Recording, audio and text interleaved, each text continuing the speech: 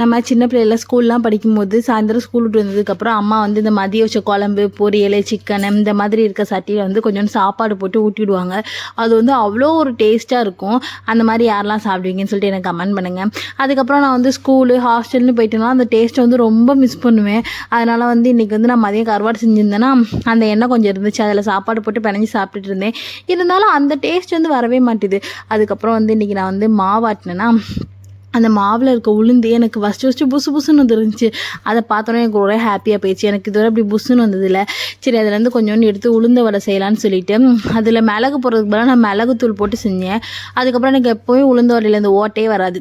அதனால் வந்து நான் வந்து வடிகட்டியில் வச்சு பண்ணால் வரும்னு சொல்லிட்டு பண்ணிகிட்டு இருந்தேன்னா, ஆனால் எனக்கு அப்போவுமே அந்த ஓட்டை வந்து வரவே இல்லை. சரி ஓகே எப்படி சாப்பிட்டா என்ன, நம்ம வந்து உளுந்த வடையை வந்து சும்மா கையில் அள்ளி போண்டா மாதிரி செஞ்சுருவோம் அப்படின்னு சொல்லி செஞ்சுட்டு இருந்தேன். அதுக்கப்புறம் அந்த வடையை பார்த்திங்கன்னா அந்த வடையை திருப்பும் போது எல்லா வடையும் சேர்ந்து மொத்தமாக திரும்புது. அதுக்கப்புறம் வந்து அரிசி மாவு வந்து போடணுன்னு எங்கள் அம்மா அதுக்கப்புறம் சொன்னாங்க. அதுக்கப்புறம் வந்து இது வந்து பார்க்க வடை மாதிரியே இல்லை, அதிரசம் மாதிரி இருந்துச்சு. ஆனால் சாப்பிட நல்லா தான் இருந்துச்சு. நான் நெக்ஸ்ட் டைம் வந்து அரிசி மாவுலாம் போட்டு ப்ராப்பராக வந்து செய்யணும்னு நினச்சேன்.